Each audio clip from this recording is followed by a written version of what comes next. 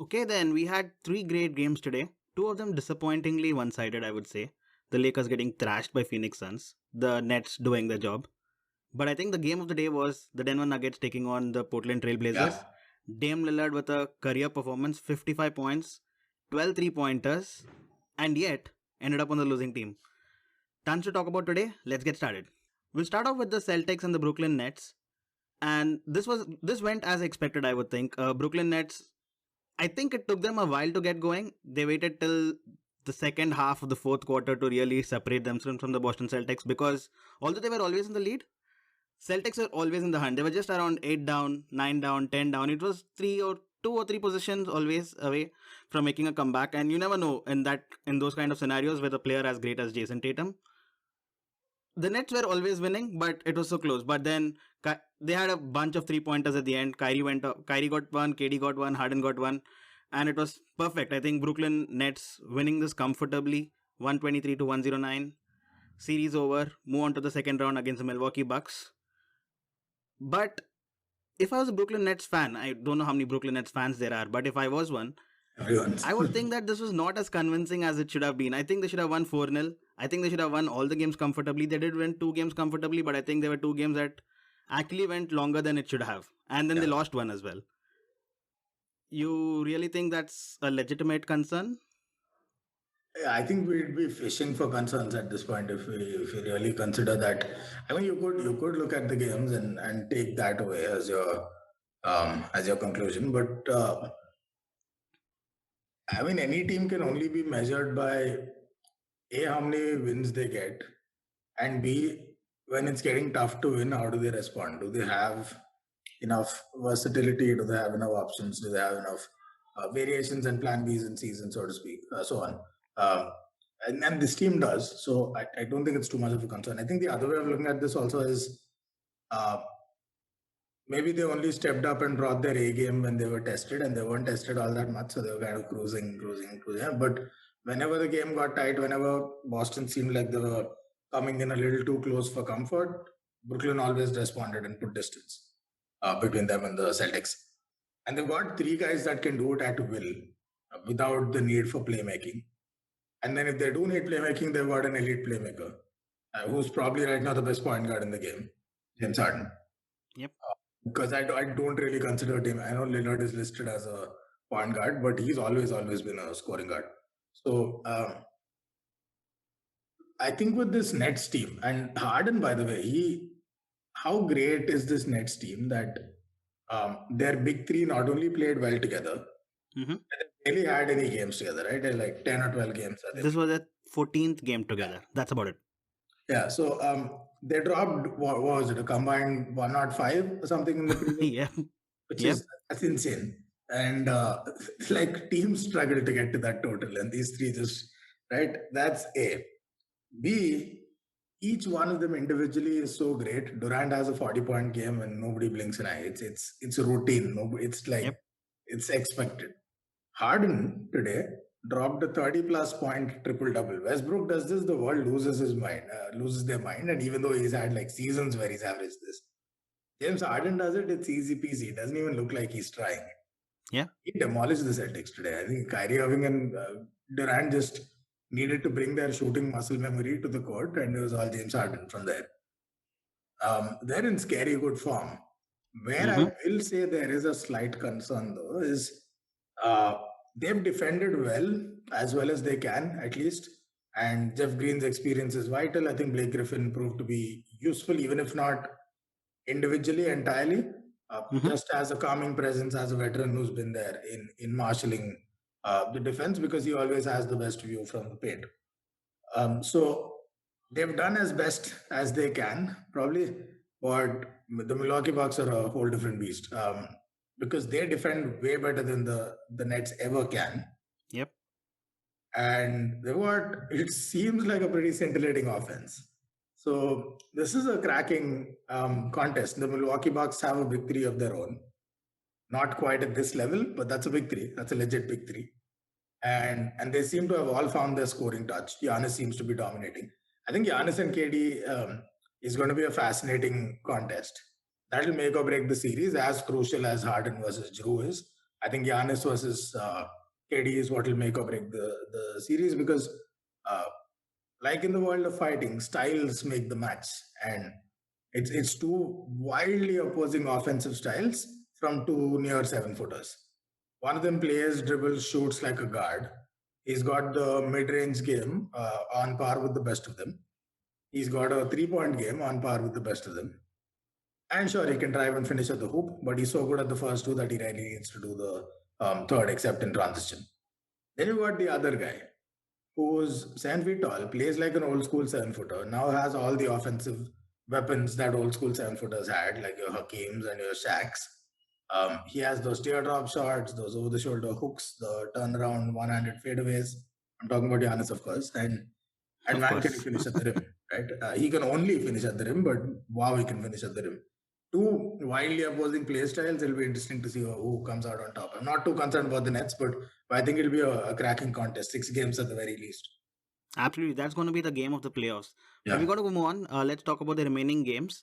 In the second game, the Suns took on the Lakers, and it was surprisingly one-sided. We know that AD was not available for this game. We expected LeBron to step up, as LeBron always does. But it was a little too much for him. They lost Yeah. by 30 points, 115 to 85. They were outplayed. Yep. And the second quarter, how terrible was that quarter? The Lakers got outscored 32 and 10. Cameron Payne and Booker themselves had 36 points in the first half, and Lakers' entire team had 36 Yeah. points. The Phoenix Suns scored 32 and 34 in the first half, where Lakers scored 36 in that half. This was the biggest deficit LeBron ever faced in the playoffs, and there was Oh, no was coming it? back after that. It was game over there itself, right? Yeah. No, it was game over in the second quarter. I think that's where the game was lost. The first quarter, the Lakers started hot. Booker came back real strong. And then the rest of the Suns followed suit. Mikal Bridges, I thought, had a good game also. Yeah. Whatever the box score tells you, I thought he was spectacular on both ends. But the second quarter, that's where the game was lost. That's where all of the Yeah. deficit came. It was an 8-point game after the first quarter, but like who cares? First quarter, 8 points in any contest is really not that much. Yep.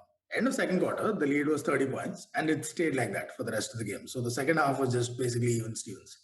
Now, that of course was because Phoenix just went to sleep. They had nothing to do in the second half. Now, that second quarter, forget the deficit, forget how they outscored the Lakers, forget that the Lakers only scored 10 points. Even that seemed like charity.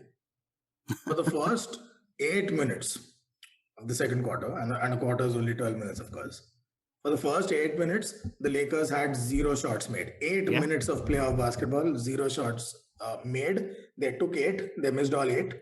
The only 2 points that they scored in those first 8 minutes came from free throws. Yep. It was atrocious, appalling. I will run out of adjectives. At one point, they were shooting 25% from 3. I guess they finished with similar numbers. LeBron shot 60% from 3 in the game, 6 of 10, and that's about all he did. That's really about all he did. Yep. Got a few like empty rebounds just for the numbers, but he was completely out of sorts. Now, do I blame him entirely? I blame him for the most part, but his teams were his teammates were breaking shots left, right, and center. It was miserable. There's not a shot that went up where you thought, okay, this looks good, it's going in. It's like in the entire game, unless they were shooting in the paint like layups, any shot that they released from at least 8 feet out or further out, I'm like, yeah, this doesn't look good. Yeah, it's going to rim out. And when I thought it'll hit the rim and come out, then there were a bunch of air balls from Wes Matthews. Everyone hit an air ball in the game. There was one stat that they were going on showing throughout the game, right? Yeah. In any 7-game series, the winner of the game 5 wins 83% of the series. Yeah. Now, when you spoke the last time, we said that without AD, it's going to be difficult to beat the Suns. So this result was kind of expected, but the way they lost the game by 30 plus points, that's got to be demoralizing. So even if AD comes back, do you think it'll be a close contest going forward, or the Suns have it wrapped now? No, I don't. Yeah, I don't think it works like that. Teams get demoralized all the time. The Clippers should have just given up after the first 2 games. Then the Mavs, especially because the Mavs also beat them by 50 in the regular season. I don't think it works like that. Especially when you've got enigmatic players and no lack of leadership. The way the Lakers played in the second half, I'm not talking about offense. I'm talking about defense, because Lakers breaking shots, that's nothing new. They've done that all season.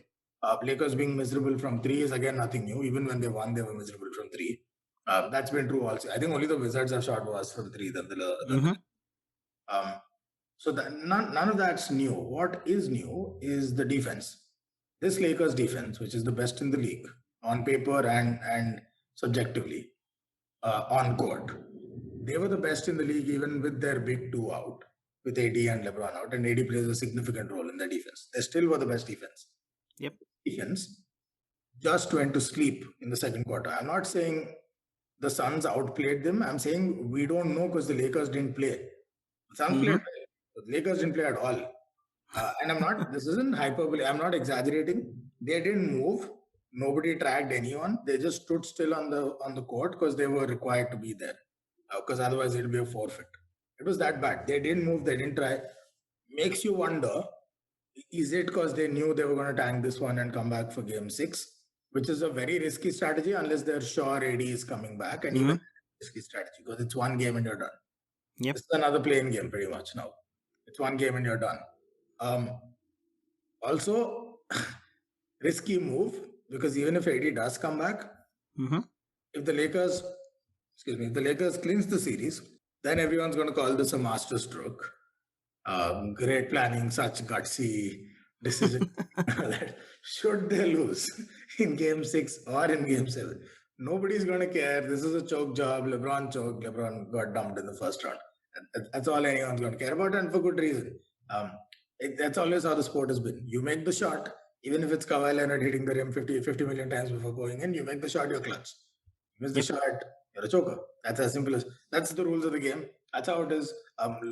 Let's see, Lakers have gone all in now. They've got one game to salvage reputations, or the champs are out in the first round, and we'll all be sitting and redrawing our brackets. Unfortunate that injury is decided, but it's a part of the sport. What do you do? Of course. Whenever you beat the Lakers, you got to go home and rest and be happy. The Phoenix Suns, would they lose any sleep over Chris Paul getting injured and not finishing the game? Because that injury looked bad. And suppose he's not fit for game 6 and say AD is back. You got to bang the Lakers then without Chris Paul and AD, even a 75% fit AD, I think you got to back the Lakers. How worried would the Phoenix Suns be? I think that's the biggest loss from this game because they won the game pretty comfortably, nothing to worry about there. But Chris Paul not finishing the game, injuring his shoulder that was already shaky coming into this game, that's got to be concerning, isn't it? Yeah, it's a bit of a double whammy for this series and beyond. Look, if you're the Phoenix Suns, you'd be feeling pretty confident right now. You're thinking, we can take down the champs. That was a big-time performance. We can take down the champs. They can't match us from 3. Apparently, they can't match us from the interior either right now. That was a statement win, right? So you're thinking, how far can we go? Is it the semifinals, is it the finals, or do we have chip aspirations? Right. And if you're Chris Paul, you're pushing for the chip because this is one of the last chances you'll have. Any team with that kind of ambition, you're looking beyond this round. What does this injury mean for this immediate round? Sure, but even if you do scrape through, what does that mean for the next series? Because then you'll be playing, right now it's unclear, but it looks like the Denver Nuggets are the slight favorites. Or the Trailblazers. You'll play one of them. Neither of those teams are easy to beat without Chris Paul. True. Trailblazers will just shoot you off the floor. This Denver Nuggets team, no way. Like the Trailblazers will shoot them off the floor. So I think they'll be more concerned about that. This series is for sure in jeopardy, especially if AD comes back. If not, I think they still have a shot. But if AD doesn't come back, then maybe they scrape through. But they'd still be worried about the long-term health of Chris Paul because they've got another playoff. So it's not good news at all, especially because it's a recurring injury. If it was the first time, you'd think maybe it's a precautionary measure. The game was in the bag anyway, but it's not. It's something that he's been dealing with throughout. That's worrisome for sure. That is worrisome. Next up was the Nuggets and the Trailblazers. This went not into one overtime, but into double overtime. Dame Lillard, when trailing by 3, you give him the ball, what do? You got to foul him and just let him take 2 free throws and it's over. I don't know why Denver Nuggets didn't do it once, but twice. In regular time, when they were trailing by 3, Lillard hit a shot with 6 seconds to spare. And in overtime, when they were trailing by 3, Lillard hit a 3-pointer with 3 seconds to spare. Now, he does this so often that it's not even surprising. He finished with 55 points, 12 3-pointers, which is a playoff record, all-time playoff record. He beat Klay Thompson's record. And he finished with his higher playoff high score as well, 55 points. Despite doing all of that, Portland just ended up on the losing side after double overtime. The Nuggets coming through. how demotivated have you got to be if you're the Portland Trailblazers right now going into Game 6? Yeah, it'll suck, but this is Dame Lillard's career throughout. This has always been him. Exceptional performances, team just not good enough, they lose. Somehow get to the second round, they lose. Somehow get to the conference finals, they run into the Warriors or whatever, they lose. And in none of those games does Dame Lillard play particularly badly or choke or fail to show up. Yep. Some days shots drop like crazy, some days they drop kind of okay, but he always shows up, he always puts out a good performance. So I guess for the team, it's demoralizing. For Dame, you would think it would have hit a critical mass. This piling up of frustration and demotivation. And yet every season you see him come out and say he's committed to that Portland franchise. It's one of those things that as a sports fan, you're infuriated by it because here you see a talent and you've been conditioned into thinking talent equals gotta go for the chip one way or another. Right. That sometimes you forget it's a job at the end of the day for them. And they have a city, they have their own plans and ambitions and whatever. Looks like, and it's an early call, hot take maybe even, it looks like Damian Lillard's another Allen Iverson, an otherworldly offensive weapon who will just stay loyal to one franchise, which is a bum franchise. It's not terrible, but they're not going anywhere either. And they haven't fixed the same problems that they've had. Just like the Boston Celtics, they did it for 1 year. These guys have been doing it for like 5 years now. So looks like he's going ringless unless suddenly Portland transforms into something they've never been, or he decides to suddenly move on. So it's all par for the course for Dame Lillard. Another outstanding performance, another loss, another series that looks tough. It's sad. Do you think the series is over? Because Denver is one of the toughest places to go on a road trip. Yeah. That altitude and all of that they Sure. talk about.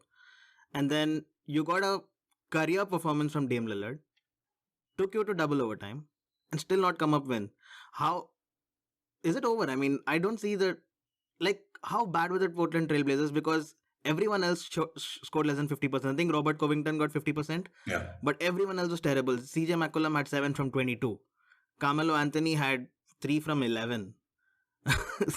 But meanwhile, if you look at the Denver Nuggets, Jokic had another amazing game, 38 points, 11 rebounds, 9 assists, 4 blocks. MPJ went off, he's got 26 points, 12 rebounds. Austin Rivers, what a pickup he's turned out to be, he got 18 points. Monte Morris got 28 points, although he'll be kicking himself for missing that free throw in the clutch, but which took the game to a second overtime. But still, Yeah, but so he made those everyone shots turned in up for the Denver Nuggets, but nobody turned up for the Portland Trailblazers. Yeah. Do you see a way back for the Portland Trailblazers? Sure. I mean, it looked like this was over for the Nuggets until the Trailblazers came back. I mean, we discussed this, right? The only way the Trailblazers win is if Lillard comes and puts on like a shootout, lights out performance, and sometimes even that is not good enough. But it's never beyond him. He has another game like that in him. Sure, he has to. Mm-hmm. They're going to stay in the hunt. They could nick another one. Who knows? They could even nick the series.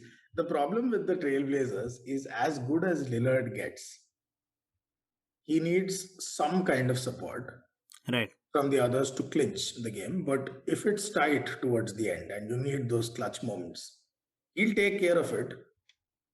Just don't screw it up. when you're like, just don't screw it up. That's all you have to do. You don't have to hit big shots. You don't have to hit deep threes from the logo. Just don't screw it up. You know the game plan. Get the ball to move out of the way. This is exactly like Kobe and those bum Lakers before they got Gasol and Odom. The whole arena knows who the ball's going to. The whole arena knows what he's going to do. And most probably they know it's going to drop. You just got to start planning for what's next. Just do that. Get out of the way. That's all you have to do. And try and get a clutch stop. They're never getting that clutch stop. That's not happening. Nobody, including Lillard, really defends on that team. At the other end, what happened towards the end of the game? They could still have made a meal of this.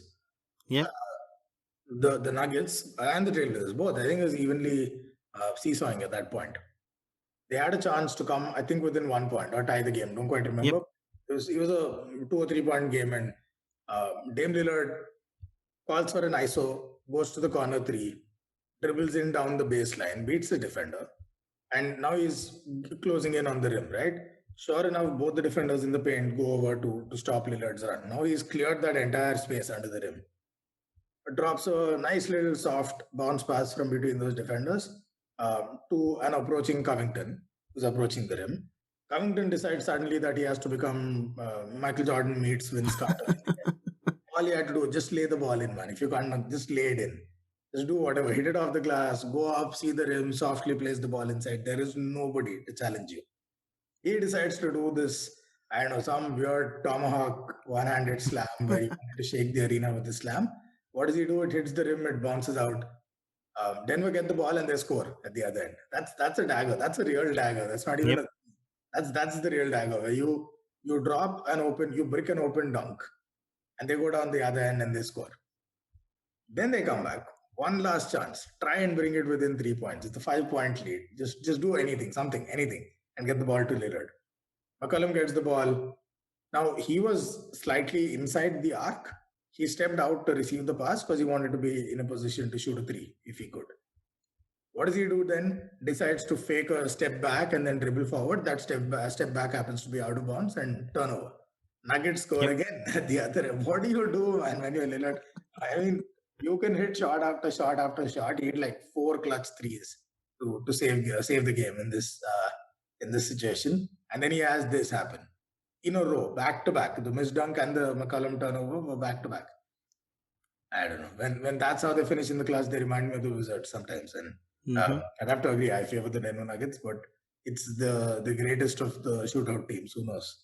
Of course, there are 2 reasons why I believe this will go to Game 7. Yeah. Now, Denver Nuggets in the 2018-2019 season, the first round against the San Antonio Spurs, they took it to Game 7. They won. The second round of the playoffs, they took against the Portland Trail Blazers, including one game that went into 4 overtimes. Yeah. They lost in a 7-game series. Last season, Utah Jazz, they won in a Game 7. It was a low-scoring Game 7. They came back from 3-1 down. And then the very famous comeback against the Clippers from 3-1 down. Yeah. So what I feel with the Denver Nuggets is they can't close out series. They need to take it to a Game 7 win. So I am very optimistic that this is going to Game 7. Also, I'm looking at the record. Since Damian Lillard has been drafted by the Portland Trail Blazers, every time they make the playoffs, their on the road record is 6-22. They won only 6 games on the road in playoffs. Their home record, meanwhile, is 13-11. So against the same team. So I think they have a much stronger home record, and I think both of these factors weighing in. Denver, bit nervous to close out series. Portland, better home record. I think we are in for a treat in Game 6, and for that reason, I see this going to Game 7. It may just listen. I like Damian Lillard away because he's never as pumped up as he is when he's silencing hostile crowds. It happened. He's done it to Staples. He's done it to the Garden. There's really very few arenas where he's not done it. But yeah, it might go. You know what? You might just have hoping AD comes back in Game 6 and the Lakers find a way to stay alive. Mm-hmm. I still can't fathom a LeBron team getting dumped in the first round. I just as long as he's on the court, it's just unfathomable. Might happen. But let's say AD comes back and they clinch Game 6. Let's say far more likely that Portland win their Game 6. And the Clippers and the Mavs, let's say Game 7. You have 3 Game 7s in the Western Conference. Yep. All while the Eastern Conference is just zipping through their series. Like 2 teams are already... The Bucks and Nets might be in their Game 3 by then. Yeah, 2 teams are already... One half of their bracket is already filled. It's the Bucks versus the Nets. The other half looks like it's done. Like Philly is 1 game away. The Atlanta is 1 game away and they face each other. Yep. Quite contrasting, but it's always how the league has been. At least for the last 2 decades, this is pretty much how it has always been. Yep. Tons of action today, tons of action tomorrow. 3 games, 4 games actually. The Sixers, the Jazz and the Hawks try to finish off the series all with a 3-1 lead. Yeah. Whereas the Mavs and the Clippers will be the game of the night, wherein they tied it 2-2, an all-important Game 5. I've said the stat before, 83% of the games 83% of the teams that win Game 5 goes on to win the series. So the all-important Game 5. Who are your picks for those 4 games? First of all, see, all these stats go to the window when it's the Clippers. Oh, it's just fun to say them. Not that like No, with the Clippers, like in general, the stat is great. And actually, the stat is biased by design, but it's still a fun stat to throw around. But when it's the Clippers, it doesn't matter. They'll find a way. They'll find a way to screw it up. It's the Clippers, man. They just... no, all jokes about, looks like at least finally the big two have stepped up and they're now playing proper defense and taking on assignments. So this version of the Clippers is a joy to watch. So this is now finally the contest that it was promising to be. I'm actually picking the Clippers for this one. I still think this might go to 7, but for this game, I think I'm picking the Clippers. Um, for the other games, I think all of the games where teams are one win away, I think all of them will just go through. Can't see Utah losing unless they have an all-time stink job from the Mhm. 3-point line. Don't see Yep. that happening twice in the same series. So they're out. I mean, the Grizzlies are out and Utah are out into the second round. Philly, it's a shame it even came to this. They should have this. I really don't know why they're playing this game. Time to send them home. With Embiid, without Embiid, no excuses. Time to send the Wizards home. And if it's without Embiid, Ben Simmons, the world is watching. You Yep. might want to live up to all of that hype that um, everyone bestowed upon you, as did I for about 2 years now. So it's time to live up to that hype or just be forgotten. What's the other game? Atlanta. I've always said this. I think they're too hot to handle for the Knicks. So Mhm. I would favor Atlanta. Won't be surprised if the Knicks pull at least one game back. But I think Atlanta are going through. All right, so those were your picks. I got to agree with you on those. I think I'll pick the Jazz to go through as well. I think the Sixers should go through comfortably as well. Yeah. Clippers look like the favorites coming into this game, but depends on Luka's injury status. I think if he's fit, it'll be a close game. If he's not fit, it's as well as over. Like Charles Barkley said, the Mavs are not winning another game. By the way, hold on. Just a fun little stat Mhm. that just popped up on my screen, right? In overtime and double overtime of the Trailblazers versus the Nuggets, Dame Lillard, just in those 2 overtime periods, scored 17 points, Oh wow. 75% shooting, 6 of 8, and most of them were ridiculous bomb threes. They were all daggers. That's incredible. Dame Lillard, 17.6 of 8 shooting. All of the other Portland Trailblazers combined shot 1 of 14. Oh wow. They deserve to lose. Okay. That's sad. On Yeah. that note, I got to say that that's all the time we have for today. I'll catch you after tomorrow's games. Yeah, on that bombshell. Bye. Bye.